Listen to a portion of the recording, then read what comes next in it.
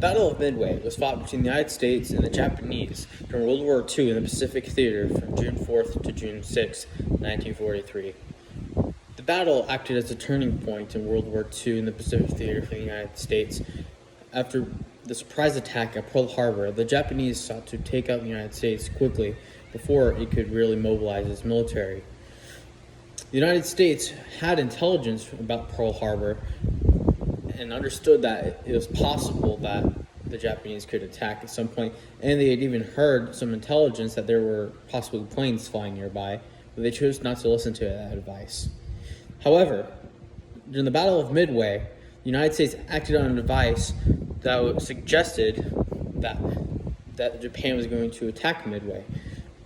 Joseph Rochefort and his team at Hypo in Hawaii used messages from the Japanese to put together a bigger story that Japan was trying to attack target AF.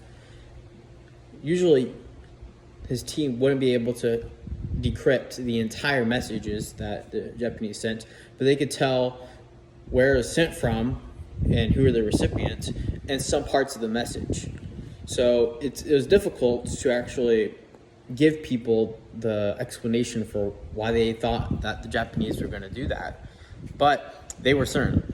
And so they sent out a message using a channel that the Japanese couldn't detect to the base at Midway, saying to send a message that the Japanese could hear about, saying that the base was short on water. And so when that message went through, the Japanese heard that and then sent a message saying that target AF was short on water. So Rochefort was able to prove with absolute certainty that the Japanese were going to attack Midway, that AF was its target. However, it wouldn't matter really, since at Pearl Harbor, the United States was caught not using the information they had, and that could happen again at Midway. But this time, Rochefort had the goodwill, the favor, and the trust of General Nimitz. So it was an interesting story, but essentially, Rochefort was stationed at Hawaii along with Nimitz, who was the general over the Pacific Theater for the United States. And so, although there were other means that Rochefort was supposed to use to communicate his intelligence, he went through Nimitz really almost directly. And Nimitz was initially open to listening to intelligence, but that didn't mean he trusted it. And at that point, the same result could have happened at Midway. However, Rochefort really wanted to show Nimitz the intelligence he had gathered, and of course Nimitz was busy being a massive general and commander of the Pacific Theater. So he sent General Admiral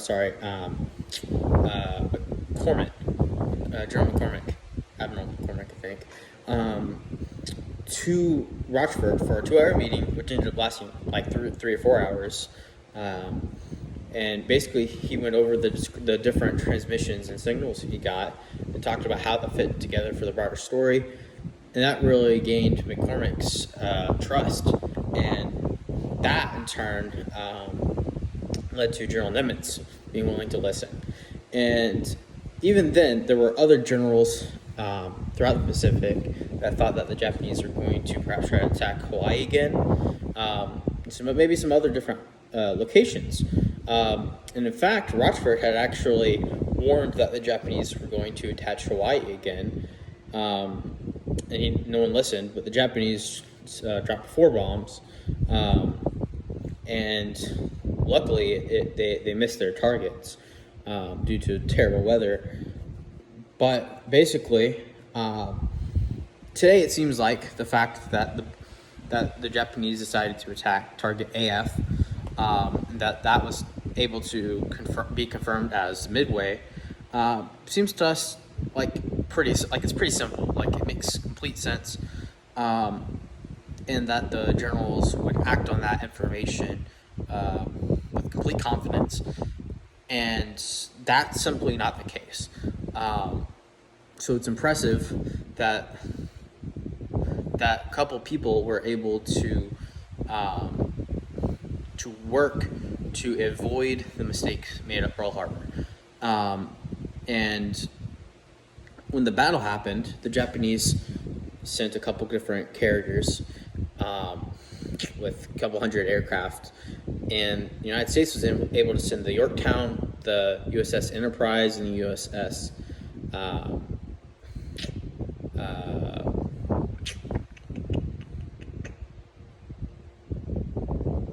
there was another one, and in essence, the Japanese went there not thinking that they were going to be in for a dogfight, and they ended up losing all their carriers that they brought there.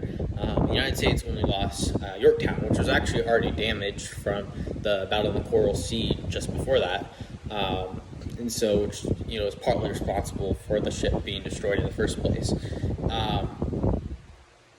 But this battle is extremely important because Midway was going to be the staging ground for air raids on the United States if the Japanese were able to take Midway. So this battle is extremely important, even though it's nowhere near as popular as Pearl Harbor or a lot of the battles in the European theater. The battle in the Pacific isn't as grandiose because you see ships and planes blowing up, you see the gunfire, and it's very sensory. However, we don't see the humanity as much. When we look at the European theater, we see the gunfighting, and it's a lot more provocative at the human level. However, the Pacific theater was equally as important. The immense power and damage that was capable of being inflicted by bombers. So we can't really underestimate the importance of the Pacific theater.